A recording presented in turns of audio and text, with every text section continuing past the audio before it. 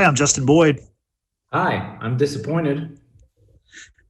Hi, I'm Brittany Pacheco and literally couldn't care less about what we're going to talk about today.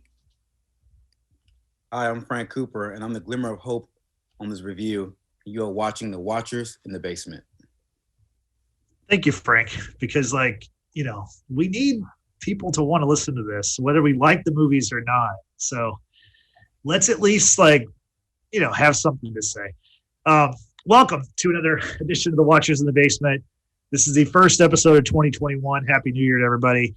And you may notice we're down a person. Producer extraordinaire Nathan is not on the show today. However, see, I can't even talk, right? It's off to a great start. 2021 is off to a great start. Anyway, Nathan's not here, but he has a special message for everyone. So let's check that out right now. So, 2020, what a year, right? Well, I got inspired to write a little song, or more to the point, rewrite a song, one you're probably familiar with, just to give 2020 the proper send-off I feel it deserves. So, without further ado, I hope you enjoy. Should old acquaintance be forgot and never brought to mind? Should old acquaintance be forgot and days of auld lang syne? The country locked down to our dismay. This pandemic's real, that's why. For the love of God, put on your mask so we don't all fucking die. We learned to Zoom, we work that way. Is hitting you really all that hard? Oh, and Murder Hornet showed up in May. You can check that off your bingo card. Wildfires raged across the land as hurricanes ran wild, while protesters marched hand in hand, crying out, I can't breathe. Joe Biden won the presidency, that's how math works, you see. And Trump tried to kill democracy, calling the election a fallacy. 341,000 souls died from COVID this year, while tens of millions lost their jobs. Here's $600, dear. This year can kiss its arse goodbye. We've had it up to here. Let's hope the next has kindness yet, and we don't all die next year. This year can kiss its arse goodbye. We've had it up to here. And let's hope the next has kindness yet, and we don't all die next year. Fuck you, 2020. Peace to the rest of you. Happy New Year. Okay, thanks, Nathan. We appreciate that special message. And I don't think everyone knew you're as talented. Singer, songwriter, producer, pretty much like a one-man show. Like a one-man voice, if I might say, a one-man band, if you will. Nathan Hale, giver of the middle finger. Like, come on. That's the one for 2021, y'all. That's what he's doing. We're number one, y'all. You got to denote it some way. So, Speaking of years, we are here today to review Wonder Woman 1984. This movie, as I'm sure you're aware, came out on Christmas Day in theaters and on HBO Max, which I believe is how all of us watched it, all three of us who actually watched it. So the movie was supposed to, it was actually supposed to come out last December. It was pushed to the summer. They thought it'd be a summer blockbuster, which I'm sure it would have been. obviously COVID got in the way, and here we are. It came out on Christmas Day on HBO Max, and I'm gonna throw it to George because George, he saw this movie before me and Frank saw it. What were your overall impressions of Wonder Woman 1984, George? As you can tell by my background that I found on Google, it was not good. I know you guys are trying to defend like this movie or whatever, but it was very bad. Well, not Brittany, but honestly, everything was just terrible about it for me. The story was awful and pretty stupid. The acting was probably the worst acting I've ever seen in my life. And it's, oh my God. What else? The villains were not great. You got the lady from Saturday Night Live playing a villain.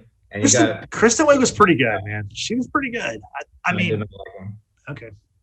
I like her in Saturday Night Live. I did not like her as a main role for a villain.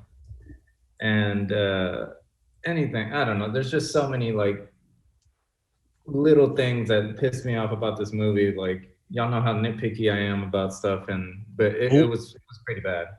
Well, let's nitpick it in a second. Let's go to Frank. Frank, what was your overall impressions of the movie? Well, you know, with DC movies, I have very low expectations for DC movies, so I don't have the bar is never high with me. With that being said, I actually liked the movie. I mean, without it being 30 minutes long, it was 30 minutes too long, but I thought Gal Gadot did a great job playing Wonder Woman again. She sold me as Wonder Woman. I thought Pedro Pascal did a great job as well. I like Kristen Wiig as well. I feel like for what it was, I mean, for a stage of being in the 80s, it kept with the corny cheesiness of superhero films that was created 30 years ago. And I have a problem with it. And I loved how I was worried about how they were going to introduce Steve Trevor back into the storyline, but the reintroduction of him, I thought it was all good. I mean, for me, it's Shazam, Man of Steel, and both Wonder Woman movies. Those are the only four I will watch more than once out of the whole DCEU. So I had no problems with it.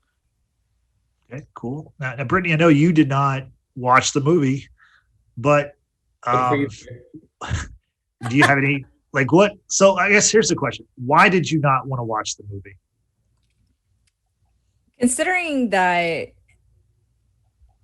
you're bringing back a character that we knew died from the first movie. Spoiler, Chris Pine's character died in the first movie, right?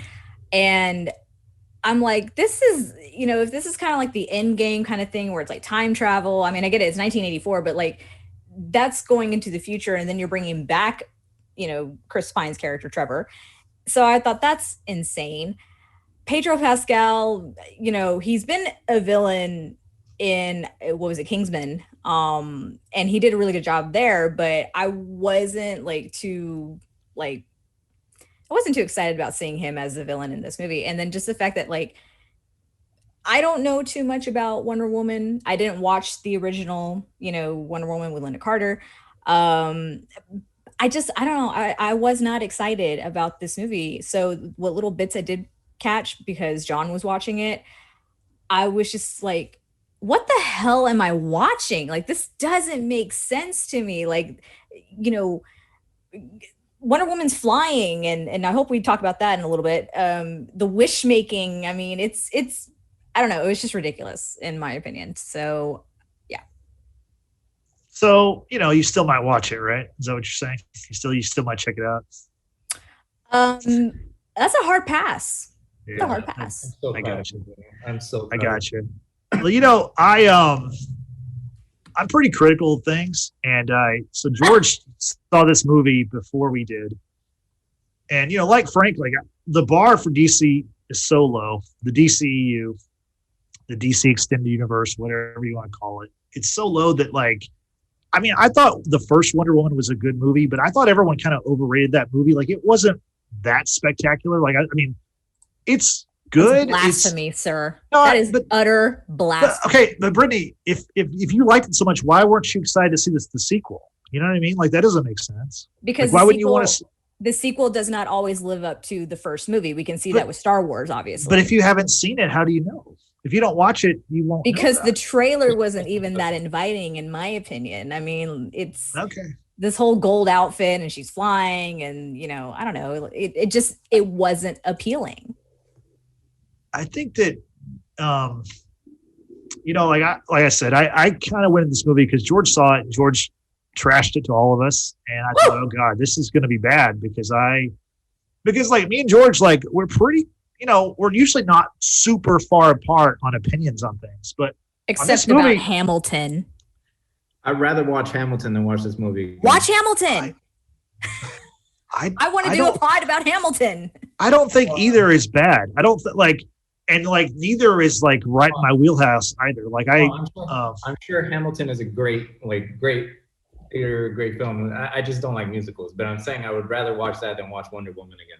I mean, this movie, it's not perfect. I'm not going to tell you it's perfect, but like when you compare it to the other movies in this DCEU, I mean, it's at the top for me. I mean, like the story's crazy, but like it's a superhero movie. Like this shit's not real. It's all made up bullshit. Like we know that. Like there's a wishing stone. It's called the Dream Stone in this movie, and really, it's kind of the main villain of the movie. Well, that's a DC thing, just like how Infinity Stones are a thing in Marvel. I mean, a time stone, does that make any real sense? It's not reality. Now, Marvel does a much better job explaining it. I mean, not even close, but it's all the same kind of stuff. I mean, this movie, like, I don't know, like to me, if you like the first movie, I'm not sure why you wouldn't like this movie. Like the first movie is not that much better. What's that? Tell me. So let me start off why. The first 11 minutes or however long that scene was when she was a kid was great. Right. See, I hated that part. I thought that was the coolest part. I was like, it started in the beginning. I was like, okay, this might be okay. And then once they transformed to the 80s and did all that, okay. So the first part, the villain being the stone or whatever, I was like, okay, that's pretty. That's okay. That's fine. I understood that someone was going to try and get it and use it for their own benefit and all that stuff. But then the fact that this dude becomes a stone and does all this shit to try and get people to grant their wishes, and that was very stupid to me. And no doubt that's crazy, but like the way they explain it, like that's why this is the thing I don't really hear people saying. The reason why the movie is set in the 80s and Pedro Pascal's character, he plays Maxwell Lord, who is a DC Comics villain. He's kind of a stand-in for Lex Luthor, like in Supergirl, like he's a Supergirl villain. So he gets this stone, and this wishing stone where if you make one wish, it's granted, right? But when you make a wish, you don't know this, but like you're given something, but also something's taken away. Now you don't know that. Somehow he knew that. So his plan was, well, if I become the stone, I can make others wish for things that benefit me. And what the story was is because it was in the 80s, it was about greed. It was all, he kept saying more, he wanted more. That was like the 80s. I mean, his character looked a lot like a younger Donald Trump. That was not on accident. That was on purpose. So that part of the movie I thought was actually kind of profound. Like they greed was a big part of the 80s. And now there's a lot of dumb stuff in this movie. Don't get me wrong. Like after the first scene, you're right. Okay. A lot of people like the Amazonian stuff, but the next scene when they're in a mall and it's in the 80s, that's terrible. The guys who are doing the heist in that mall are the dumbest criminals maybe in the history of movies. In fact, they're so dumb that one of the guys, he grabs a young girl. He's like on the third floor of a super mall, and he goes to because Wonder Woman's trying to stop them. His plan to stop her, whatever, is to take a little girl and throw her from the third floor. The other villains are like going, that's dumb. They're even literally looking at the guy like, what are you doing? It just didn't make sense. All it was a way to show that, oh, Wonder Woman's a badass. She's here. She's saving the day. But then I don't know if you'll also notice this, but whenever she starts to save the day, the first thing she does is she takes out the cameras, the security cameras in the mall.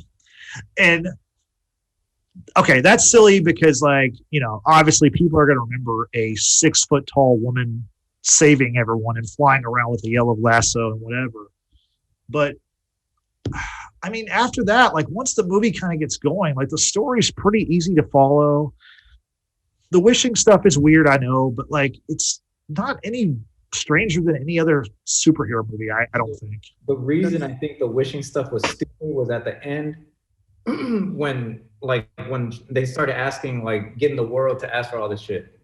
So if someone had the wish for, say, like, I wish I could kill this dude that's like making all this stuff possible. Okay, or I wish I could destroy the earth. So right. If someone wishes that. Exactly right. That's a plot hole. It's a plot hole because what it was meant to be is they wanted people to only wish for selfish things. That's really like they should have explained that, but that's what, because like people, you know, you see a woman say, I wish I was famous. I wish I was a millionaire. Or you have this old guy wish for, like, he wanted to farm. And so he's giving cows like right there in the street. Like, it's weird, but it's, I mean, like, there's a lot of holes in it. I'm not saying there's not, but it's not that much crazier than anything else that's out there, honestly. I'd just like to say, like, what, compare it to a movie. To another superhero movie? I mean, like none of these, none of the DC ones, because you can't compare it like trash to trash. I mean, is it like? Do you think Thor: Dark World is awesome? No, but I'd much rather watch that. See, I wouldn't. I've seen Wonder Woman 84 twice now, and I like. To me, it has a rewatchability that like only a couple of the other DC movies have. I am amazed, Justin. I'm literally at a loss for words because I can't believe this. I'm on your side, Justin. I thought the creativity, because like how the movie mentioned, if you wish for something, you give up something. I thought it was creative how he kind of bypassed that lane by getting people to wish things, and then him countering and getting something out of it, while bypassing losing something.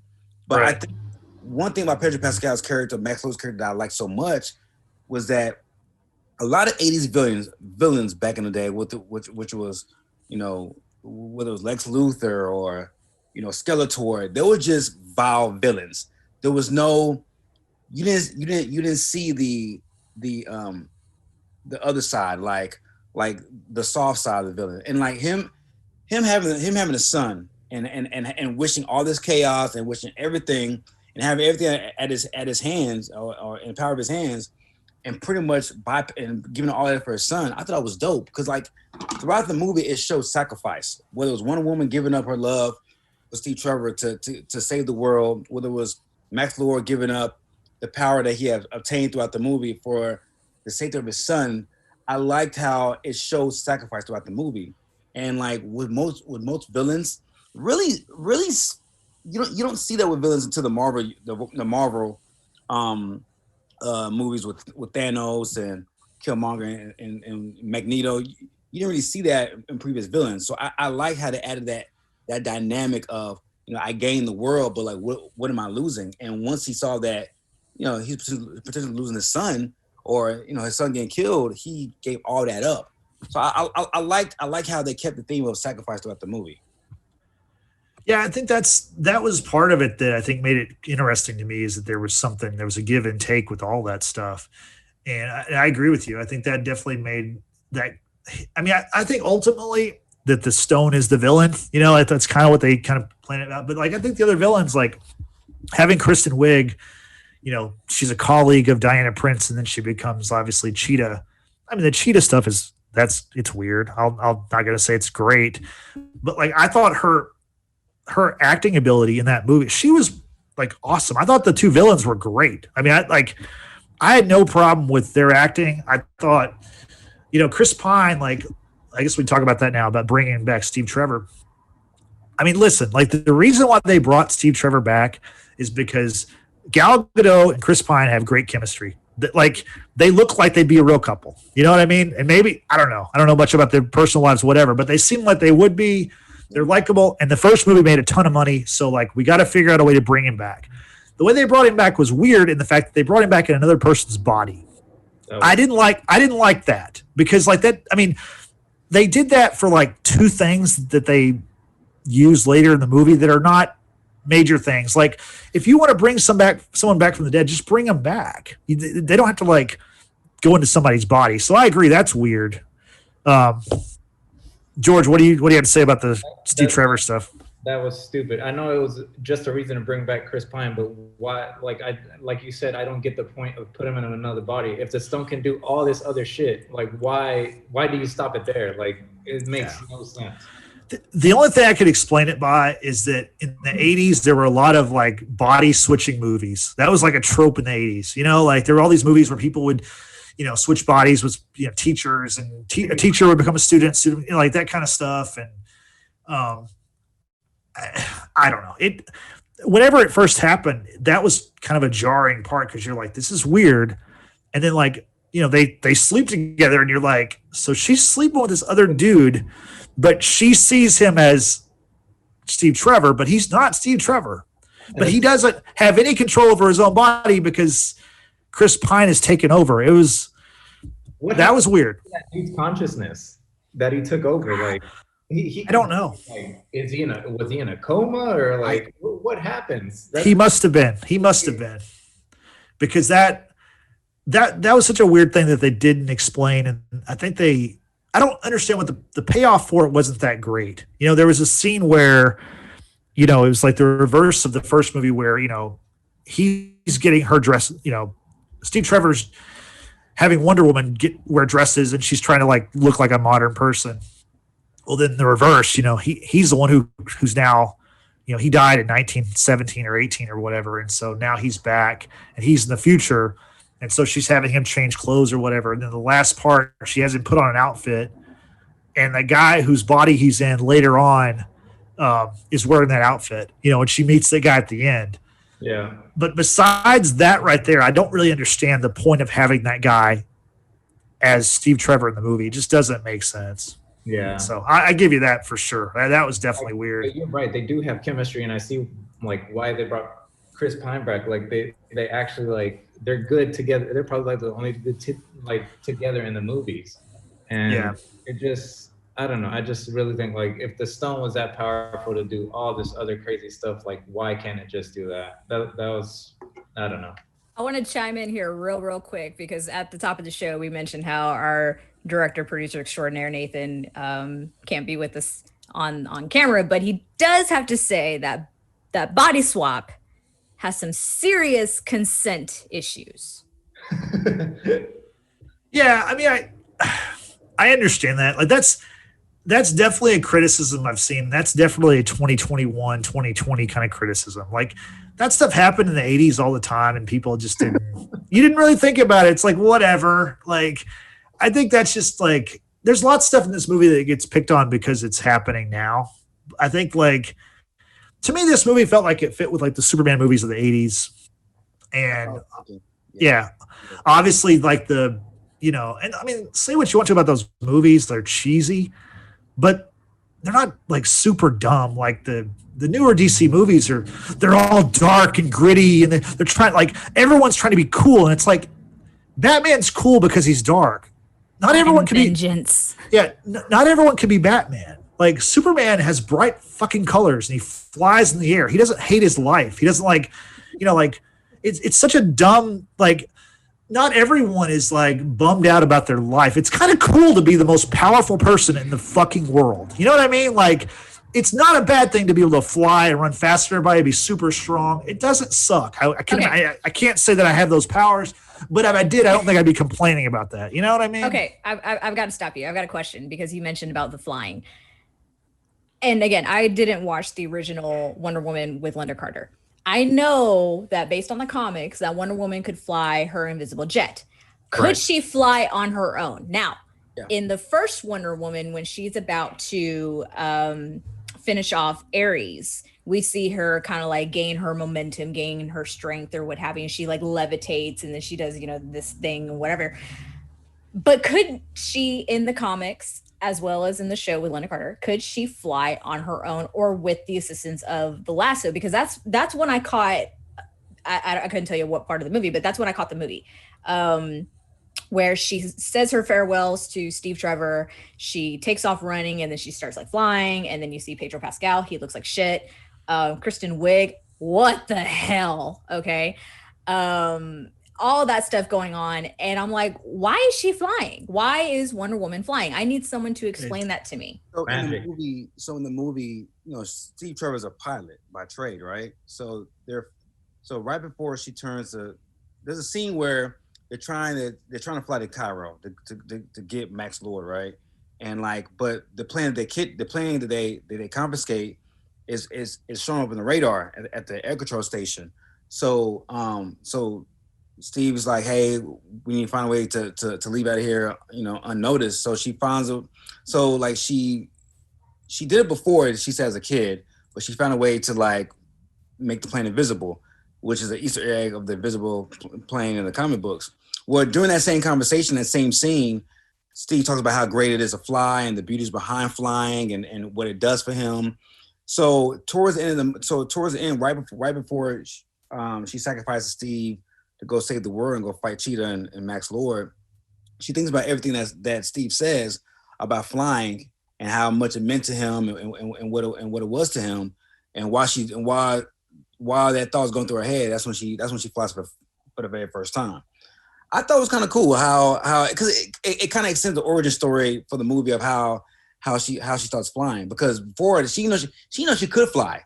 We know she can leap, miles at a time like the Hulk or whatever. But I think that goes back to a callback of how their connection was in the movie and how that was her first love, and how I think with first loves and everything, good or bad, you learn something from them. And that was an adage of learning something from Steve about how his passion for flying, and that keeping that same memory for Steve once he passed away, and her flying for the first time. So you're saying this is a creation that was done for the movie. There's no support from the comic book, the show, to indicate that Wonder Woman could fly on her own.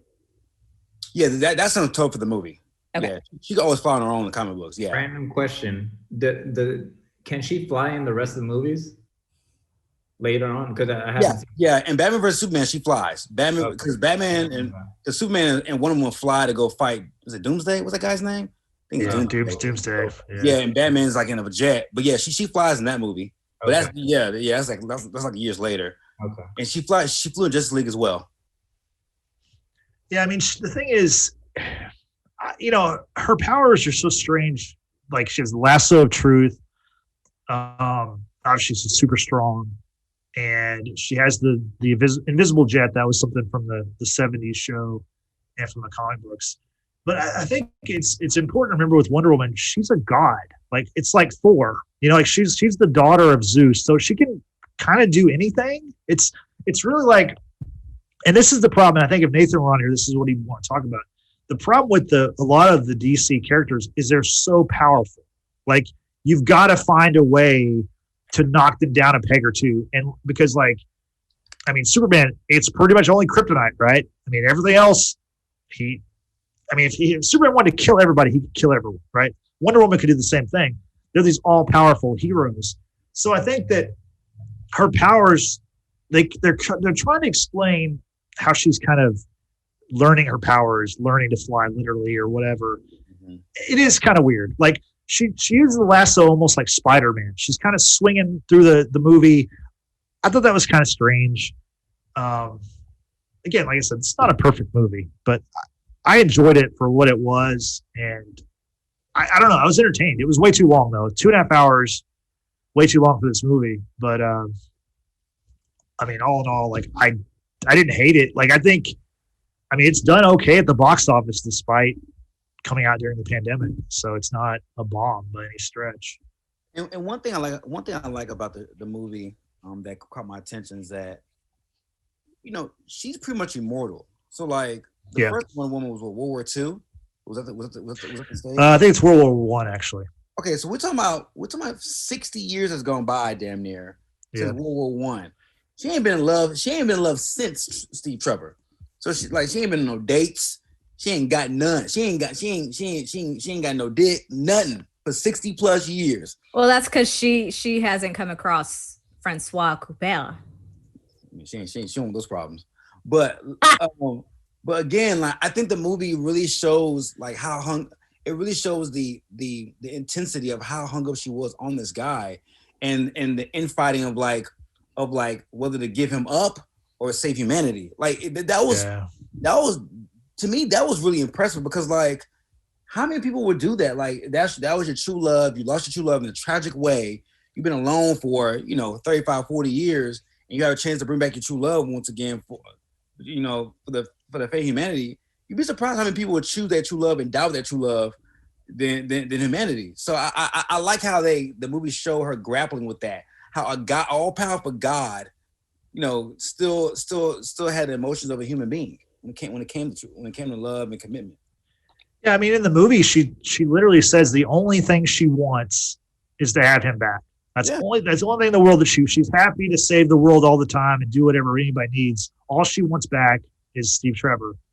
Yeah, I mean, it's weird the way they brought him back, but it works. And like the problem with this movie, with a lot of the DC movies and a lot of the Marvel movies too, they don't have strong enough villains. Besides like Thanos and Killmonger and like Loki, there's not really even strong villains in Marvel. So what you have to do, that's why you had to make the Stone become the main, the MacGuffin, and also like the villain, because it was this seemingly all-powerful object, right? And if it gets in the wrong hands, and that's what's happened, it got in the hands of someone who was greedy, obviously. And I don't know. I think the movie worked, on a level. Was it like the highest thing ever? No, it wasn't the lowest either, though. I mean, God, there's some trash in the DCEU. So, but we'll get to that in a little bit. Hey, George, did you have any other nitpicks you wanted to mention? That's it. I think my official rating for this movie was a 1 out of 10. 1 out of 10. Yeah. The 10-star rating is a rare rating. That's a Fine. Do you want to do 5 or a 5-star rating? Okay. Okay. One out of 5. You know what though? Could you do a half star? Half star. No, Is that no. possible? Half star? Yeah. So if you're ever if you have, I don't know if like all streaming 2.5 services do hours this. is fair.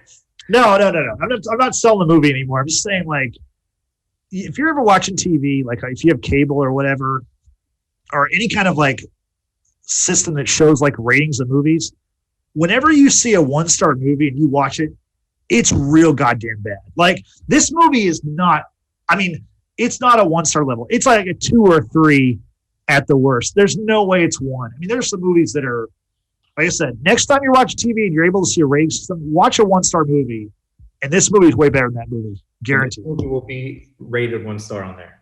That's what Justin's saying. Ooh. No. That should be our next podcast idea. We all watch a 1-star rated movie and see if it was better or worse than Wonder Woman 84. I can't get y'all to watch the biggest movie of the year. Like, what? How am I going to watch a 1-star movie that like we'll have to probably pay for because it won't be streaming? Like, I'll watch There are Birds ways. of Prey because I haven't seen that one. what's that? Birds of Prey. I'll watch that one. If you like Birds of Prey more than Wonder Woman The 84, podcast, bro. I don't know. I mean, okay, you know what? I'll just get into it. With I watched Birds of Prey before I saw Wonder Woman 84, and it's real bad. Like it's like the movie, like it wants to be Deadpool so bad. Like they want to make Harley Quinn Deadpool, but Margot Robbie is not Ryan Reynolds. Like I don't know, is Margot Robbie funny? Doesn't seem like it. Her character is not even meant to be that smart and funny. She's always looking at the camera. It's also a movie where they say the word fuck so much. It's like a little kid just learned the word and that's all he can say is fuck 100 times. And because they say that word so often, I'm confused. Like, who is the audience for this movie? Because it's not for little kids because you're saying fuck a lot. Adults aren't going to watch this trash. Like, who's going to watch this? And you know what the answer is? No one. That movie bombed. It barely did $200 million at the box office, which for these big tentpole movies, that's like nothing. Like you're not even making the budget back. So I'll put it this way. That movie is such a turd, a turd that there's one part literally in the movie. There's a little girl, little 12-year-old Asian girl. She swallows a diamond. Harley Quinn's idea to get the diamond from her is to literally duct tape her to a commode and give her X-Lax so she can shit out this diamond. Genius. That's in that movie. Yeah, that's in that movie. So there, like, if you think that garbage is better than Wonder Woman 84, my mind will be absolutely blown, because, like, at least in Wonder Woman 84, there's characters that you like. They have a story. Is it crazy? Yes, it's very crazy. But do they kind of explain it? They explain it. It's not like they don't, like, there's nothing in the movie they don't pay off. The problem is there's too much in the movie. It's the problem with all these movies. There's too much in these damn movies. They should keep stuff simple. Just be basic, like, you know, one villain, one MacGuffin type thing, and that's it. But, you know, these movies have to be everything to everybody. And what ends up happening is they become nothing to no one, you know, or nothing to everyone or something. I don't know. I'm trying to be poetic, but it's not working. Bro, that movie was so bad. I don't remember that scene. I don't Oh, remember. it's a big part of the movie. I don't remember that. It was so Watch that bad. movie Like again? I purged it out of my mind. Yeah. Well, that movie, it doesn't. I think the question when you're watching, you're just like, why? Why did they think this was a good idea? Like, Suicide Squad bombed. So you're going to take the main character from that movie and give her own movie. But it's like, that movie failed and she was the main character of that movie. So why are we giving her another movie that's just her? It's Not. I mean, not it's to not mention. it's not not just to- her. There's more characters, but Not to mention when the movie, the Harley Quinn movie, was first being advertised, it had like this long ass title. oh yeah. So they trimmed it from it. It was originally Birds of Prey, the Fantabulous Emancipation of One Harley Quinn. That was the original title, and they shortened it to Birds of Prey, Harley Quinn. Who the hell is gonna remember, you know, that initial title to begin with? Like, that you just said it, and I literally cannot remember Yeah. what you just said. I just remember it because it's so ridiculous. Yeah. That reminds me of the Borat title. The what? The Borat 2, on Amazon. Oh yeah, the subsequent whatever. Yeah. Still haven't seen it. It was crazy. Still I haven't- haven't seen the first Borat either. Oh, watch it, please. It's hilarious. I haven't seen it either. So, Frank, do you have any like last thoughts on Wonder Woman 84? Overall, anything you want to point out or highlight? Surprisingly, Gal Gadot's acting is really good. I don't say that a lot about superheroes in movies. Like, I don't say, oh man, you know what? That Harley Quinn, Margot Robbie's a great actress. Like, I don't say that about like superhero actors. She did a good job. Like, because I was very against her being Wonder Woman because body wise, she didn't fit the Amazonian character from the comic books. But she sold me. I thought she did a great job, and like even the emotion she showed in the movie, I was like, damn, this is okay. This is believable. Okay, I dig it. So big ups to her, man. She did a great job in the movie. Yeah, I mean, she's totally become that character. Like, that's her character. She's synonymous with Wonder Woman now. I think. I don't think there's gonna be anybody coming in to be Wonder Woman anytime soon. The Go look ahead. on George's face when Frank said that Gal Gadot is a great actress, and George is like, what? I like her in the Fast and the Furious movies. Oh my god. She doesn't. She said what 2 words in that whole movie? Like, no. That's what I was about to say. Yeah. That's my whole She point. was all vaya con Dios in the first time that we saw her, and then I'm like, wait a minute, like, why does she keep speaking Spanish? Did they try to portray her as being Hispanic? Because like then she said that she was in the Israeli army. Like, what the hell? Well, they kind of portray Vin Diesel that way too, right? Yeah, they do. But is he? He's like a vato, it seems like, in the movies. It's. I mean, when they travel to like South America and then, you know, Cuba and what have you, I mean, but then also think about who he dated for so long, Letty, you know, Yeah. and even his sister Mia. She actually, the actress in real life is Panamanian, so she, you know, Right. speaks Portuguese and Spanish and, you know, some other languages, I think. But you know, as Frank had said, these ambiguous racially ambiguous individuals. His brother is white. John Cena's white in the new movie. Yeah, What is going on here? I don't know. What is Vin Diesel in the movies? Is he Hispanic? Is he Caucasian? I don't know what he is. You know what, though? No disrespect to the Fast and Furious franchise because they produced 9 movies. You put those 9 movies up against the 9 movies of DCEU, and it's a rout. Fast and Furious laps the field 25 times. You know what I mean? Cheers to that. It's not a quarter mile advantage. It's 25 miles. You know what I'm saying? They're killing them. For sure. Should say salute me familia right after that. See, that's something else he says. And then hold on. And Fast, was that Fast 8 when he went rogue? Yep. Remember the opening scene in Cuba? His cousin's Cuban. Yeah, that's right. Yeah. What is he? You know what though? Listen, they're just nuts, okay? I mean, I'm not trying to be derogatory, but that's just what it is. I mean, that's just the fate of the furious. You know what I'm saying? That's just the way. Moving on, Justin. Okay. So from one amazing, entertaining franchise back to the DCEU. So Wonder Woman 1984 was the 9th movie of the DC Extended Universe, which got me to thinking, let's rank these movies because they're mostly real bad. So this should be fun. So we did a ranking. What I'm going to do right now is I'm going to go through each movie in the order which was released. And if anyone wants to chime in, we'll talk about each movie a little bit. And then we're going to reveal our watchers rankings for the DCEU. So the first movie that started this all off, one of my least favorite, because it's my favorite character, is Man of Steel. Rep the shirt. Man of Steel, right? That movie came out June 10th, 2013. That kicked off the DCEU with Zack Snyder as their Kevin Feige.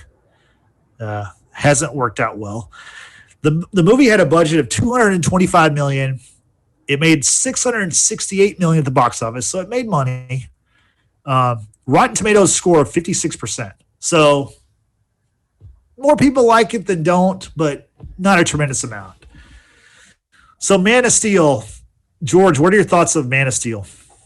Dude, it's been so long. I've seen that movie one time, so it's clearly not memorable. So I have no idea. But you know what I'm going to do? I'm going to, because I'm pretty negative on these movies, I'm going to say one positive thing about every one of these movies. So my positive for Man of Steel, I love the music. The score of the movie is pretty great. I think is it Hans Zimmer? I don't know. But it's, if you do Google or just do YouTube Man of Steel score or theme or whatever, it's pretty good. And that's it. That's all. Frank, what's your thoughts on Man of Steel? You know what? I'm in the minority, man. I love Man of Steel. For the simple fact, I liked it because I thought it was a great setup to Batman vs Superman, even though that movie let me down. But I liked how because in every Superman movie we see, it's dandelions and sunflowers. It's oh my God, and then Man of Steel, he's coming to save the day. Everybody loves him. Well, in this storyline, some people are afraid of him. Some people are they don't know what he is. Some people are this guy is powerful enough to destroy the whole fucking world. There's a level of fear behind it, and I like the realism behind it. He's not socially accepted by the masses, and I liked how the whole General Zod storyline of just people on the planet thinking you know what if he does go rogue after this whole General Zod thing. So I like the setup to Batman vs Superman. I thought it was a great setup. Now, yeah, but you know what? If he goes rogue, as long as your mom has the same name as his mom, you're good. we'll get to that more. Go ahead. Sorry, Frank.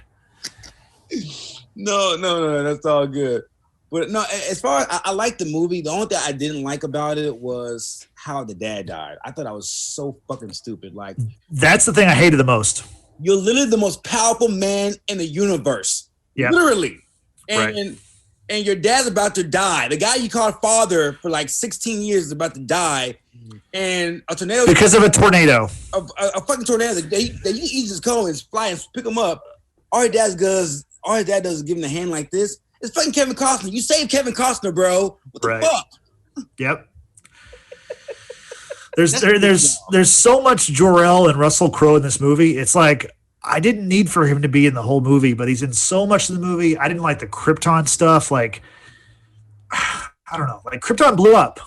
We're moving on. You know what I mean? Like he's on Earth. Like let's focus on the Earth stuff. I rep my planet. You know what I'm saying? Hey, Frank, did you have anything else on Man of Steel? The guy who played General Zod, I thought he was a great actor. I agree. He's great. And then like he was in another movie called The Iceman. It was based on the true story about the mafia hitman. After I saw that movie, I was like, I gotta watch other movies that he's in. He did a great job. Like those are the two bright spots of the movie. Other than that, I thought it was too dark. I thought it was all over the place. But because of Superman, I love Superman so much. It brought nostalgia, and I thought the casting of Superman was perfect. I thought Henry Cavill was a perfect casting role for that character. So totally agree. Yeah. Okay. So Brittany, what are your thoughts on Man of Steel? Listen, I'm just gonna tell everyone who's tuning in, I don't have a whole lot of positive things to say about DCEU. I just don't. However, Justin, I'm taking your approach about the one positive thing I will say about Man of Steel is Henry Cavill. He's great to look at. He's very easy on the eyes. I think I'm not sure he works out though. I'm not sure. He probably could be a little bit, more. But no, in all honesty, the fact that I think if not the first movie I saw Henry Cavill in, which was The Count of Monte Cristo, he plays the son of Edmond Dantes, who's played by Jim Caviezel.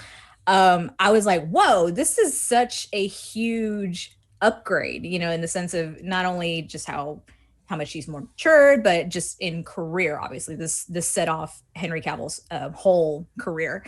And do I think he was right for Superman? Yes, absolutely. I myself have never truly been a Superman fan. This is no shots to the late Christopher Reeves or, anything like that. I was always into Batman, which was destroyed by Ben Affleck, but we'll get to that when we get to that. Never heard of him. No. Right. So Man of Steel, this is actually one of the DCEU movies that I have watched. I know we're going to talk about rankings in a little bit, but I don't really have much rankings other than one or two movies. This is one of those movies where I just, it can fall wherever it falls and it's fine. It's not my top two. Let's put that way. That's pretty fair. That's pretty much what the Rotten Tomatoes score. Okay, so the next movie in the DCEU, Zack Snyder's vision continues with Batman v Superman: Dawn of Justice. This was the much hyped movie. Came out March 20th, 2016, with a budget between $250 million and $300 million. It had a box office of $874 million, so pretty good. Now for Batman and Superman, that's not enough, but for these movies, it's pretty good. The Rotten Tomatoes score, y'all want to take a guess? What's the Rotten Tomatoes score? 48%. How much? 48. 48? No, it's 35%. Yeah, you're close. Lower though. Damn, lower? Wow. Yeah. So it's in the 20s? Yes. Whoa. Damn. Yeah. It wasn't good though. 28% for Batman v Superman. So Batman v Superman, I was excited for this movie. And I'll say my one positive for the movie is I like Ben Affleck as Batman in this movie. I think the first hour of the movie where it's just Batman v Superman is actually pretty good. That stuff's okay. I like it. The problem with this movie is it has way too much stuff going on. I mean, you have, you introduce all these terrible things. You have a Lex Luthor who's like the Riddler. He's younger than both Batman and Superman, which is dumb from the comics kind of perspective. He's like this madman, insane billionaire. You introduce Wonder Woman in this movie. Apparently, Lex Luthor is like a graphic designer. He created all the graphics for all the other superheroes, like for Aquaman and Wonder Woman and the Flash, because shout out to graphic designers, yo. That's right. And Lex is a billionaire. So you've got that kind Damn, of I'm silly. doing it wrong. Yeah.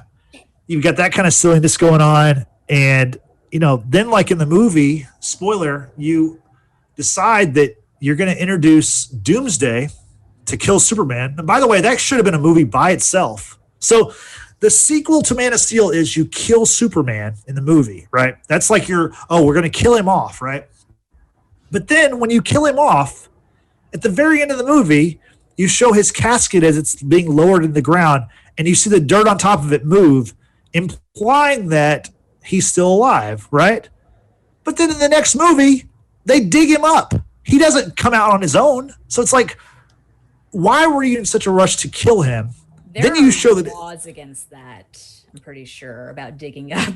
Great. Yeah, but superheroes, you know what I mean? Wow. But like that just doesn't make sense. And then obviously the biggest problem with the movie is the Martha thing. Like you have Batman, who of course is like devastated by his parents' death, especially his mom, and he visits her grave and they show her name and he runs his finger over her name, and Martha's this huge name. Well, Martha also just happens to be Clark Kent's Earth mom. Her name is Martha Kent. And so as Batman is about to kill Superman because he thinks that Superman is destroying the world, even though he's trying to protect it, and it seems pretty clear that he's not there to kill people.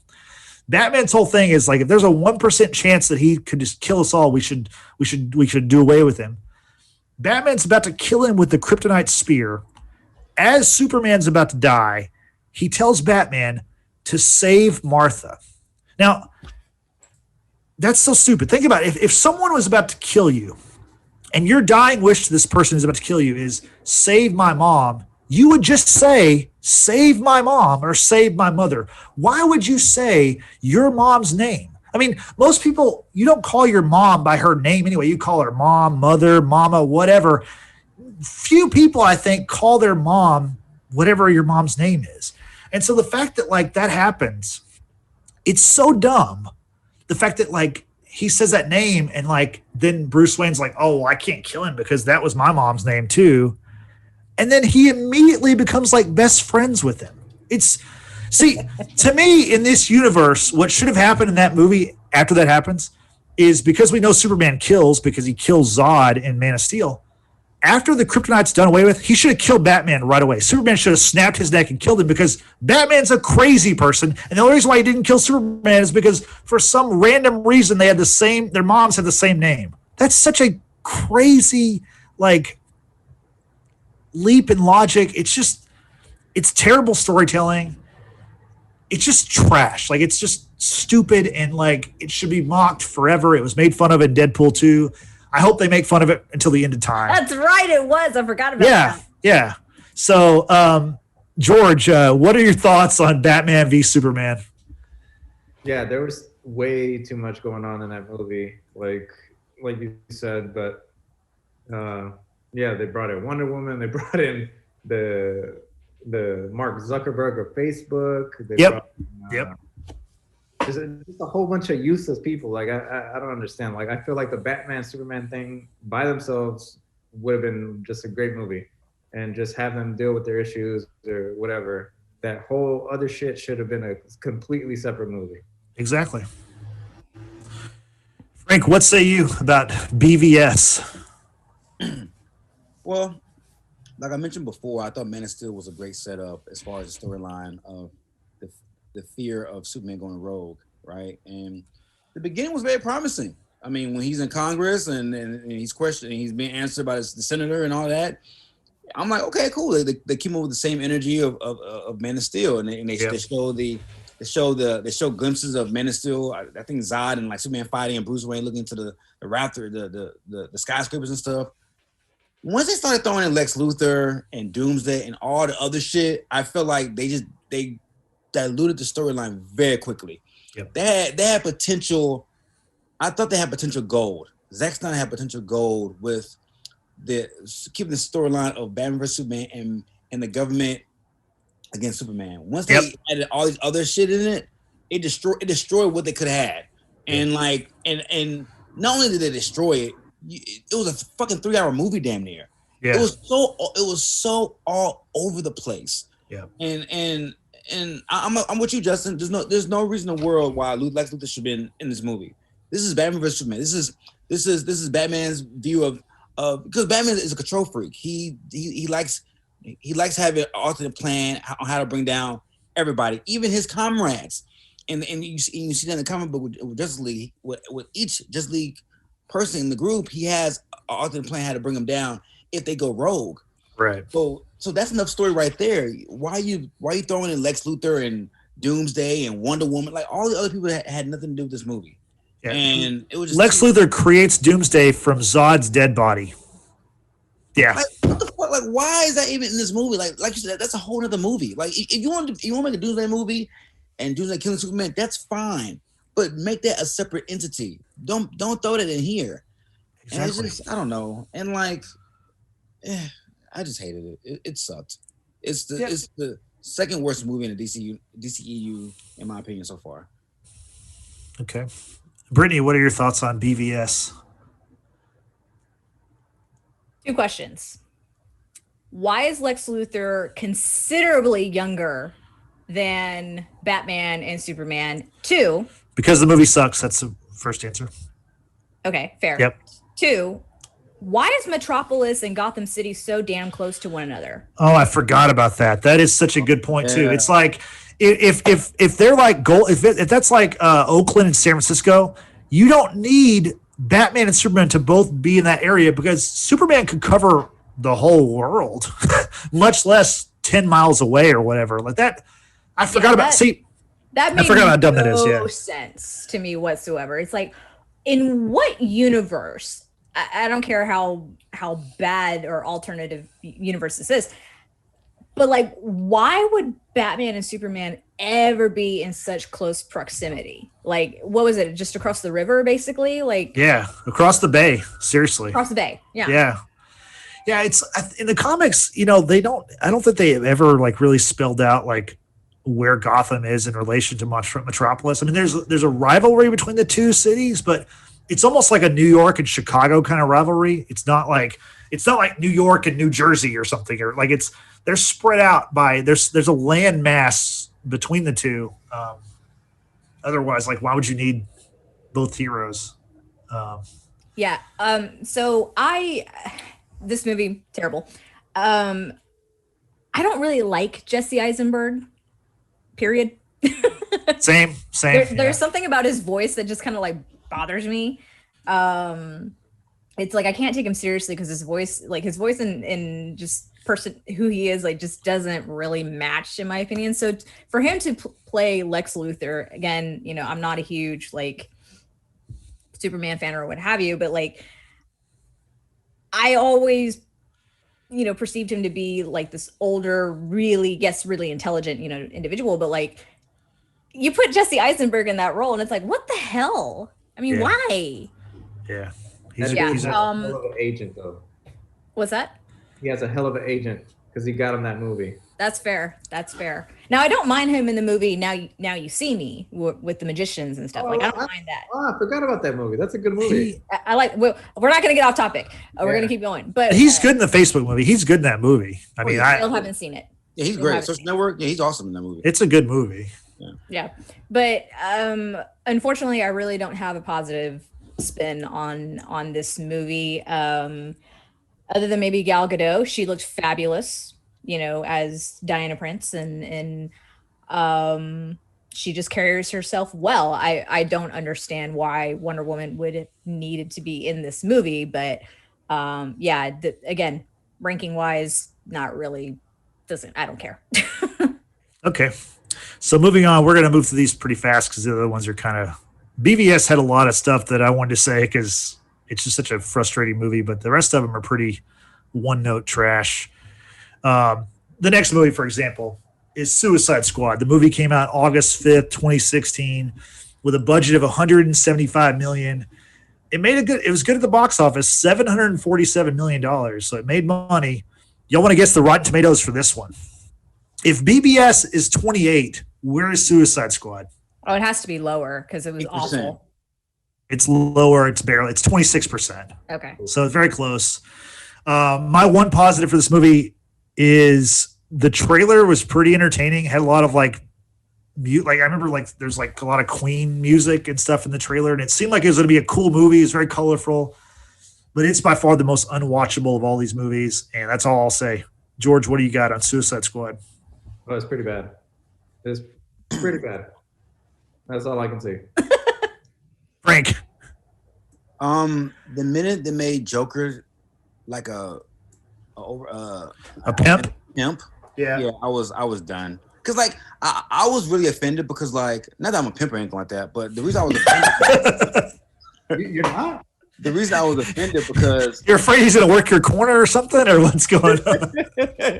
Yeah, that came out all wrong. The reason why I was offended because I'm a big Jared Leto fan, right? So like leading up to the movie, I'm reading articles, variety articles about how Jared Leto is trying to become this different brand of Joker and how he's in character off screen. He's getting on Will Smith's nerves. People are like, just like he's nuts, right? I'm like, okay, I'm about to see this. Basically, what I expected from him was what I got from Joaquin Phoenix, like just something groundbreaking, right? Because while I was reading, I'm like, okay, this is gonna be a dope ass Joker for this movie. Not only was Joker in it for like 5 minutes, I got the pimp version of Joker. Like, what the fuck is this? Like, what is this? Like, with the gold teeth and the. And did he have Harley Quinn? Like it gave me a Dolomite pimp vibe of his character. And then like, I don't know what the movie was about. Like I know these bad guys are trying to like make right and like they on the suicide mission. Right. I can't tell you I don't remember anything about the movie outside of like Margot Robbie's annoying voice and Joker's pimp outlandish outfit he had on. I don't know. It was an awful movie. It was the worst movie of the DCEU. It's brutal. This is where I'm going to interject because I can tell you a little bit more, Frank, about what was happening, unfortunately, because I have seen this movie more times than I would have ever liked. But to the credit, not to credit, but like the Wonder Woman 84 villain of the fucking wishing stone or whatever the hell that is, you have this, what's her name? Cara, she's that model. She's got the eyebrows. Anyway, she's in this movie. She's like a anthropologist or something, and she gets possessed by this enchantress. And so every time she says enchantress, she becomes this spiritual. I can't even tell you. It's like this relic that they found, and then it's like possessed or some shit like that. And she, it's inside her, and there's like a brother or something, and they're gonna take over. It's stupid. Okay, like the way that I view the villain for Wonder Woman 84 is exactly how I view it for Suicide Squad. I love that Will Smith is in the movie because I think he's a very versatile actor. He can be a badass, when he really wants to be a badass. And he's got like quick little remarks and what have you. That's cool. But everything else was just like, now I know that our one of our favorite actors from The Boys, Karen Fukuhara, she was also in this movie. Yes, she was. Yep. Yeah. So that was cool. Jay Hernandez was also in this movie. I loved him from a different movie. He was in one of the Hostel movies. He was the dude that's all like tatted up and he like, sacrifices himself in the very end. Otherwise, this movie was terrible, like terrible. So rightfully, with the Rotten Tomatoes score below, Batman versus Superman, it deserves that. Brittany, I didn't even remember the villain in the movie. That's the funny thing. Like, I mostly remember villains from all the Superman movies I've watched. It was so bad, I guess my subconscious just purged out who the villain was in the movie. I didn't remember. Good for you. It's such a tough watch. I mean, all these movies, like the one thing about these movies that really is noticeable, they're not rewatchable. Like the Marvel movies are rewatchable. These movies are just not. Like you can't wait till they're over and you can just forget about it. So the next movie. We're not done yet. Now we're moving on. Next movie is Wonder Woman. The original Wonder Woman came out May 25th, 2017. Budget of $150 million. It made $822 million at the box office, so it made big bank. Rotten Tomatoes score of 93%. It's by far, well, not by far, but it's the highest of the DCEU. I'll just say it's a very good movie. I think people overrate it, but I can't deny it. It's a very good movie. I enjoyed it. I think it sets up the second one well. George, your turn. Solid movie. I waited like a year to watch it because I don't watch DC movies. I think they're all pretty bad, but you guys said it was good. So I watched it and I was surprised it was actually decent. But I'm glad I did not listen to you guys' opinion before I like watching this movie because I still would have said the movie sucked for the second one. Okay. Frank? I liked the movie, but I felt like I was watching a Captain America 1 ripoff. That's my only beef. Had I not seen Captain America 3 years prior, I would be like, this is a great movie. But I feel like they literally carbon copied the storyline of Captain America. World War II, the World War setting, the villain being World War based. It was just the war domination with the influences that they're trying to do to take over the world with the war. It was just very similar to Captain America. It was just, I don't know. It was a good movie. I just felt like I saw it before, just with a male version. Yeah. So 3 or 4 years prior. So good point. Brittany, what say you? Wonder Woman. This is my top movie for the DCEU. It was great storytelling, in my opinion, how it fused the two worlds together. You know, you're starting off in the present with, Diana Prince. She receives something from Wayne, Bruce Wayne, and it takes her back, and you get the whole story, right, of her childhood, and then how Man, because we're talking about her upbringing is women only on the island, and Man, comes into their territory, and how everything else plays out, and her purpose. It was to me, it was very empowering for women. Just much like how I feel Black Panther was for minority children. And I think it was just a very good storytelling. It had a little bit of everything: the humor, the heart, action. And like Frank had mentioned before with Gal Gadot's casting, I was like, well, she's not as, curvy or as, whatever as, Linda Carter. I get that. However, she still brought it with her acting ability. I think and the fact that she actually did this movie while she was pregnant, kudos to her. Okay. Because that's difficult to do. My favorite movie for the DCEU for sure. Okay. We'll see where it lands on the list, but the next movie in release order is Justice League. Justice League came out November 13th, 2017 with a reported budget of $300 million. It had a disappointing box office of only $658 million. The Rotten Tomatoes score, not good. Higher than BBS, though, at 40%. This movie obviously is a mess. There's a lot of reasons for that. There's going to be another version of it coming out in 2021, so we might be back to re-rank these movies after that comes out. But I'll just say the movie is actually okay, except for Superman, and Superman's my favorite character, so it kind of bums me out that Superman's kind of the reason why it's trash. Not the only reason, but part of it. And it's just kind of a mess, like a lot of the other movies. So, George, what do you think? I have not seen it. I've not seen Justice League. Okay. That probably says something. Frank, what's your take on Justice League? Fucking George, man. Yep.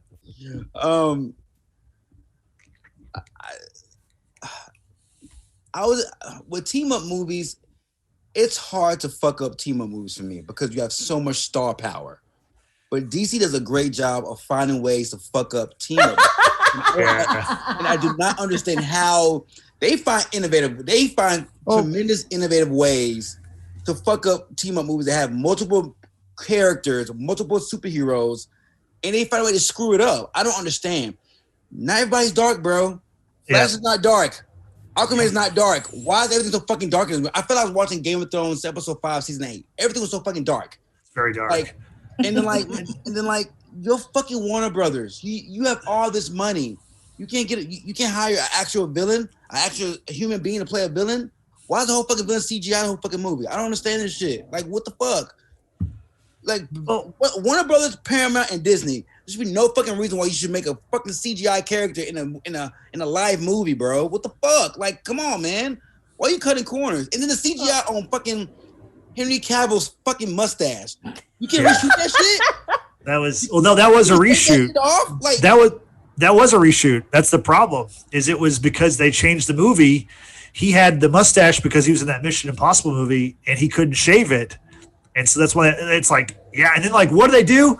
They open the movie with that scene, and right away you're like, what is up with his lip? Like, it doesn't look like a real person. It's that. I mean, they just make so many mistakes in these movies. Like, you kill off Superman before he even joins the Justice League. Why would they care? Why would they other ones care? They don't even know who he is, except for maybe he's the guy that was destroying the world in the last movie. Like, none of it makes sense. None of it makes sense. And this is my problem, Justin. Like, not only did they kill off Superman, you know what? I'm not even mad that they killed off Superman. But had you had a Flash solo movie, a Aquaman solo movie, a Wonder Man, yes, had you had solo movies prior to that and developed these characters to where we actually connect to these characters, then I would be like, you know what? Okay, cool. I can watch Justice League for 2.5 hours without Superman showing up because I'm connected to these characters. I ain't know jack shit about Aquaman. I never seen Aquaman before. I didn't know anything about him. I ain't know jack shit about Flash. I don't watch the corny ass DC TV show Flash. I don't know shit about him. You just make solo movies about these characters before you make a team up movie. Yeah, but before you team up, how about have a team? Just exactly. I know it's a crazy idea. I know, but so Brittany, what's your thoughts on Justice League? Who is the CGI villain that you guys are talking about? Steppenwolf. Come on, like you didn't watch. Oh shit, that's right. I forgot Steppenwolf. Like in my rankings for CGI villains, it's Thanos and Steppenwolf. I mean, they're right there. Right. They're just neck and neck. I genuinely, I'm pulling a Frank. I purged the villain out of this fucking movie because it was crazy. Now, I love Ezra, who plays the Flash. I love him. I know there's opinions, but I love him as an actor. I think he's phenomenal. He definitely brought in that humor. I'm like, dude can eat. Like, damn. Not knowing a whole lot about Flash, but yeah, the whole team up movie. So compare it to, let's say, that of not so much Avengers, but even like with Civil War, because that's when we had the first introduction of Black Panther. Black Panther didn't have a solo movie. Nope. At that time, but he held his own in Civil War. I don't think by that point we had a Spider-Man, but we obviously knew the Spider-Man origin story, what have you. We just hadn't really seen it with Tom Holland as a solo movie. But yeah, like develop these characters first before you do a team up movie. And more importantly, what was the rush? More importantly, do a good team up movie. That's all I have to say. Exactly. Like you fucked up a beautiful thing. Like Superman and Batman are cash cows. They're cash cows. Like they're not in the DCEU. They're not though. Like, because the next movie is the cash cow. And like if you showed me this list before I saw these movies, there's no way I would pick Aquaman as the one that made 1.1 billion, but Aquaman made $1 billion. Like, this movie it's Jason Momoa though. Yeah, but it's on top of that though. Jason Momoa is Asian. I mean, he's considered Asian. So like, I think Wu's director. Wu's Asian as well, and right. Wu opened up in China. Right. Like what, 3 billion people? Like the following alone in Asia is what made that movie so big. Yeah, in my opinion, like Asian director. And it's Jason Momoa, and he's hot. Jason Momoa's a handsome guy, so like that. All that plays a huge part why the movie is so great. The movie came out December 21st, 2018, so not too long ago. Budget of only $160 million. Again, box office $1.1 billion. Rotten Tomatoes score of 65%. So that seems about accurate. George, what are your thoughts on Aquaman? I thought it was all right, and it wasn't the worst movie from the DCEU, so it was just okay to me. Nothing special, but it was all right. Frank, what about you, Aquaman? It was good. It was good. It's crazy because like I don't know if I shared this clip with you. How they on Facebook, somebody created a 5-minute clip of like scene by scene Wakanda and Atlantis. Like it was like the same kind of storyline, and it was very very similar. So like I thought that was kind of funny, but no, I mean cinematic wise, I thought it was awesome. I thought the CG was great. I thought it was too long. Yeah, about 40 minutes too long. Yep. Jason Momoa, I think the less he speaks, the better. I think he's one of those guys. He's like he's good. He's on the eye. He's a handsome guy, but like when you give him a lot of dialogue, he's like Keanu Reeves to me. When you give him too much dialogue, I lose interest. Like, bro, just fight. Either fight or say something funny one line. I don't need soliloquies from you, bro. Like just fight and just be done with it. I mean, I thought is Amanda Heard, is that her name? The love interest. Fuck Amber Heard. Amber Heard. I'm sorry, Amber Heard. I thought she did a good job. It was fun. I won't see it once. I saw it in theaters in London when I was back in 18. It was good. I remember everything from it. It was just too fucking long. I thought Momoa talked too much, but other than that, it was cool. Brittany, Aquaman. Other than my absolute hatred towards Amber Heard, who the fuck would make her look like fucking Ariel from The Little Mermaid? That bitch. I'm sorry. Listen, Amber Heard and the whole Johnny Depp thing makes me crazy. We're not going to even get into that right now. Oh, that's the chick. Okay. I see. Yeah, that's the. Okay. Yeah. Anyway, Aquaman. As much as I love Jason Momoa, this movie was not good in my opinion. I thought that the underwater scenes just looked terrible. Not a fan whatsoever of this movie. I know my brother-in-law, he likes to joke and say this is the story of his life and whatever. I'm like, you're fucking stupid. Yeah, not good in my opinion. Although I do like Justin, help me out, the villain, the brother to Aquaman. Oh yeah, I can't think of his name. Anyway, I know the actor is like Patrick Wilson or something. His name. Yeah. Yes, him. I was very surprised to see him just because I've seen him previously in Phantom of the Opera, which is a musical, which I love. So I was like, oh, he's playing a villain. I'm a little taken aback, but yeah, Nicole Kidman as the mom, and I don't know. It was all over the place for me. So this movie, like, I liked it fine. It's okay. It's not really rewatchable, but it wasn't terrible. My one positive is they included Mantis in the movie, which kind of sets up like maybe something down the future or down the line. And I really think this movie would have been better off, like Frank said, if it hadn't come before Justice League. There's no reason why it shouldn't have come before Justice League. But otherwise, like it's okay. Like I don't hate it, don't love it, kind of middle of the road. The next movie is my favorite one of the DCEU, and it's a character that I didn't know a whole lot about until it came out. That's Shazam. Shazam came out April 5th, 2019. Budget of $100 million. It only made $366 million, so it didn't make a lot of money. Want to guess the Rotten Tomatoes score? What do y'all think it is? 90%. Yep, nailed it exactly. Oh, really? Oh, yeah? Yeah. The thing about this movie, there's so many things I like about this movie. I think it's funny. It's the highest compliment I can give it. It feels like a Marvel movie. Like when I saw the trailer for this movie, I thought, wow, this looks like a Marvel movie. And I was excited. I actually saw it in the theaters, whereas a lot of these movies I didn't see in the theaters. This one I saw, and I enjoyed it. I think, the costume for the character is really goofy looking, but it's a funny movie. It's entertaining. I think they have a future with this franchise. I didn't think even like this could be a way to bring Superman back in a way by using Shazam. So George, what are your thoughts on Shazam? It's my favorite movie. It's number one on my list. I did think the costume was cheesy, but I thought the kids did great. The acting was great. The comedy was funny. Mm-hmm. The villains made sense, and like everything. I don't know. It was just a great movie, honestly. I thought it was that one was very high up there for me. It's probably the best DCU movie I've seen. I agree. Frank, what are your thoughts on Shazam? Not only is my favorite DC movie, I I got Marvel movies behind that movie. Like it's fucking good. I thought the casting was great. I was apprehensive at first because I didn't know much about that actor. I know he was on an NBC show back in the day. Yeah, Zachary Levi. Yeah, he looks goofy and corny, but again, like you, Justin, I didn't know anything about the character. So like, I didn't know that the character himself is like a man child. So Right.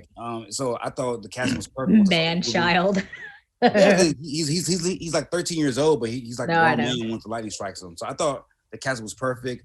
I thought his foster brother was perfect. I don't know the kid's name, but he makes the movie, man. Like there was a Game of Thrones reference he mentioned in the movie that was just funny as shit. The villain was perfect. I love the movie, man. I can't wait to see what they're gonna do with this character. And I don't think Warner Brothers knew what they had once the movie came out. No, I don't think so either. I know they're doing a Black Adam movie. I know Black Adam is a Shazam villain, but that's gonna be a solo movie on its own. So yeah, can we get a Rock Shazam movie together? Maybe. I mean, if so, if DC does it right, if they don't fuck it up, it could be something special. I think it's going to happen because The Rock is an executive producer on Shazam. Oh, well, there you have it. Yeah. So, Brittany, what are your thoughts on Shazam? I was very against seeing it because I remember when this movie came out, y'all went to go see it and actually did a little Shazam podcast, your movie review of it. Check that out, y'all, if you haven't. It's we were very thorough. We didn't know any of the character names besides Shazam. I don't even think y'all said the movie title itself. No, we did. We said Shazam. Okay. Yeah. But anyway, it took me a while to finally watch it. I think I can't remember, like a year later, maybe, give or take. But I watched it. I was very surprised how entertained I was. It's cute. It's cute. I like the idea that the kids are, involved, and just I don't remember it too well because I've only seen it the one time. It's very quirky, if you will, but I do overall like this movie. It's probably my number 2 out of this whole damn list. So number 1 being Wonder Woman, number 2 being Shazam, and that's saying a lot. Yes, it is. High praise. Okay. The next movie is Birds of Prey, Harley Quinn. We've already talked about this movie some. It came out February 7th, 2020, with a budget of only $85 million. It only had a box office of $202 million, so it didn't do too well. Some of that probably was because of, COVID, maybe. I don't know. The movie, it was released in early February, so it probably wasn't in theaters much longer anyway, so maybe not. But the Rotten Tomatoes score surprised the hell out of me. It's a 78. Oy. Like, this movie is not good. The only positive I see in the whole movie is Ewan McGregor plays Black Mask pretty well, I think. Like, I guess, I don't know. I'm reaching for a positive. It's really bad. George, have you seen Birds of Prey? I have not. But you said, what did you say the rating was? Rotten Tomatoes, 78%. That's higher than Wonder Woman 1984. Yeah, it's higher than all of them besides Shazam and Wonder Woman, the original one. That's insane. Yeah, and this movie's not good. Frank, what are your thoughts on Harley Quinn, Birds of Prey? I mean, George hadn't seen it. I saw it, and I'm like George. I don't remember anything from the movie. I might as well not have seen it. I don't. Yeah. I mean, I like Margot Robbie. I thought she was great in Wolf of Wall Street. I think she's a wonderful actress. I don't like her. It's not I don't like her. I just feel like Harley Quinn is not a strong enough character to make a solo film about. Like, why, as a comic book fan, why should I give a fuck about Harley Quinn? Agreed. And that's a question I always ask myself when a comic book movie is being created and you take a feature character from a team up movie or a comic book and you make it into a solo film. Why should I care about it as a fan? And my thing is, if she's not with the Joker, why do I give a fuck about you? And her story's not strong enough for me to be interested in. And I took my niece. My niece was in town. I took her to watch it, and I felt so like 4 times throughout the movie. My niece got really mad at me. She didn't talk to me for like a week. So it broke my family for like a week. So I hate that movie because of that. But I don't remember anything from the movie. I don't. The toilet scene you was talking about, I don't remember that. I must have fell asleep through it. I don't remember. But yeah, it's definitely in there. I'll never forget it. Yeah, it's right there with Suicide Squad. It's very forgettable, and if I never saw another adaptation of that, I'd be just fine. Though the cartoon is funny as shit. I will say that on DC Network, the cartoon is funny as hell. Yeah, But the I've movie I heard can that. do without it. Yeah. Brittany, Birds of Prey, what say you? Nothing. Haven't seen Nothing. it. Not gonna waste my time. I'm good. I'm good. Okay. Well, that's it. So now we've gone through all of them. I just want to say the Wonder Woman 84 Rotten Tomatoes score is 60%. So it's much lower than the original, lower than some of the other movies. How you could have it lower than Harley Quinn, I don't understand. How you can have it, I don't know, like on the par with Man of Steel, I don't understand either. Like to me, it's a much better movie than Man of Steel. But anyway, it's time for our rankings. We ranked all these terrible movies. And here we go. Number 9. No surprise, it's Suicide Squad. Number 8, Birds of Prey, Harley Quinn. Number 7, anybody want to guess what number 7 is? Dawn of Justice? Nailed it. Batman vs. Superman, Dawn of Justice. So Batman and Superman, the two biggest characters in DC, 2 of the 5 biggest characters ever in comics. You put them in a movie together, and it's number 7 out of 9 for us. That's pathetic. That's pathetic. Like, so bad. Number 6 is Justice League. Obviously, the Snyder Cut's coming later this year, so we'll see. I'm guessing it's going to be closer to 10 than it is 6. Yeah, a 4-hour version of that movie. Great. Can't wait to see it. They're going to break it up into 4 1-hour episodes, I think, because otherwise, that's literally like torture. That's human torture, and we can't have that. Number 5 is Man of Steel. Number 4, Wonder Woman 1984. Number 3, Aquaman. Number 2, Wonder Woman. And our number 1 movie from the DCEU, Shazam.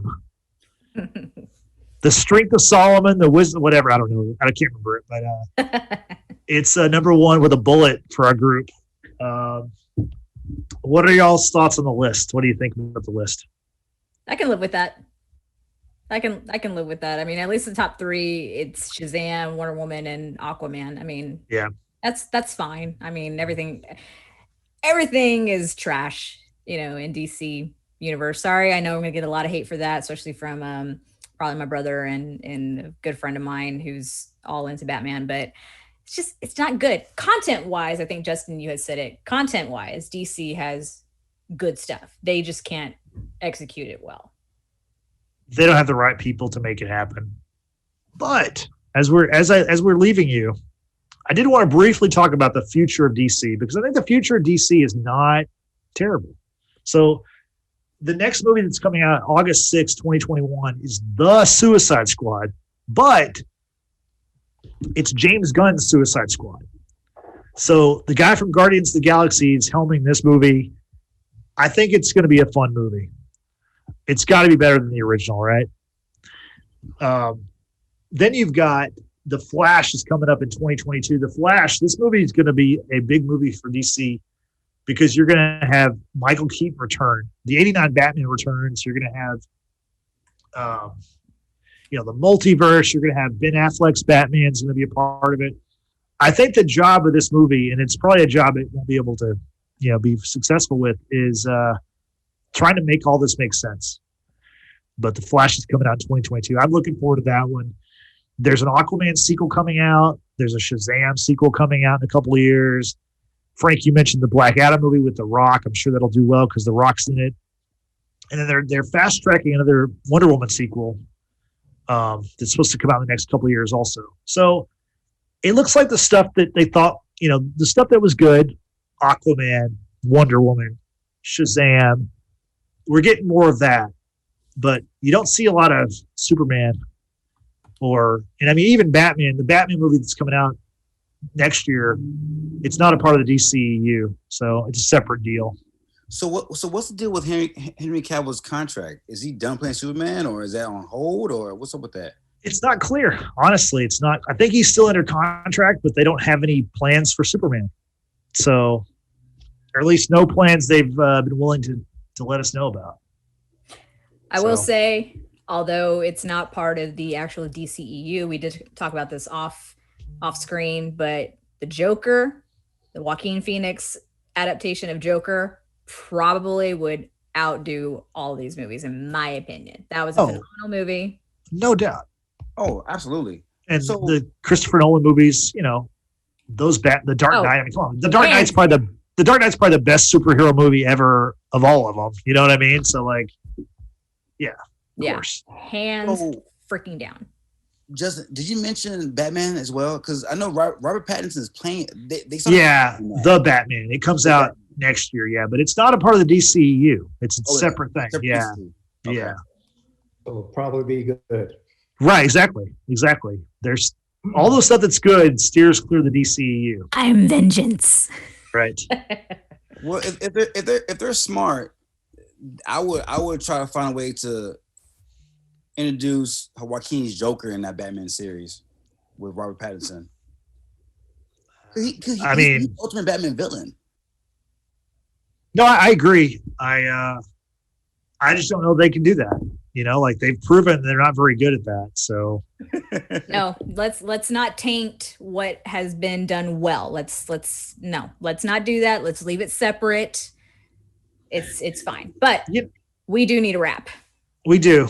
Last thing I want to say is if Disney would buy DC and let Marvel run Disney, that would be the best. Or let Marvel run DC, that'd be the best thing. Like Marvel could fix DC. Yeah. Just saying. They could. Think so. They could fix it. I would think so. I don't think that. Just get better directors and better writers. Like if I'm Warner Brothers, I'm going to DC Comics. Hey man, you wrote The Dark Knight. Let's bring you on to write Batman vs Superman. Hey man, you wrote the famous Doomsday comic book. Let's bring you on. Like poach some of these writers, man, and let them recreate it for live action film. They keep getting the same directors who keep failing over and over again. Zack fucking Snyder, you know, the same guys over and over again. And they keep bombing, man. Like, you know, give a blank check to Christopher Nolan. Christopher Nolan, what do you want? Here's a blank check. Sign what you want. Like, yo, fucking Warner Brothers, bro. Like, you have all the money in the world. Get the best of the best. Tenet 2. I want it. We need it. Okay, guys, we need to wrap this up. Brittany, where can people find us? Very simple. Just find us on Facebook, Twitter, Instagram. Simply search The Watchers in the Basement. There's different handles for the different platforms. Be sure to let us know what you would like for us to review. Just don't ask us to redo any of these DC movies because none of us want to do it. Last but not least, be sure to give us a 5-star rating on whichever platform it is that you may listen to us on. For our podcast, we also have YouTube where you can check out our video podcast if you're into that as well. And don't forget to use hashtag #WatchersBasement when you are tagging us in a post. And let us know, once again, what you'd like for us to review. That way we can provide you the content that you want for this year that is 2021. We'll try to make it better than 2020. Exactly. Thanks, Brittany. Well, guys, we did it. We conquered DC. We knocked up the DCEU. Never again. Never again. Well, no. Nope. You said it. No takebacks. Nope. The Snyder Cut's coming out. We're going to have to re-rank these movies. Don't care. We have to. Don't care. So thanks for watching. We'll probably be back in a few weeks because WandaVision's starting up pretty soon. So I'm so excited. Some Marvel content, some real good stuff is coming potentially.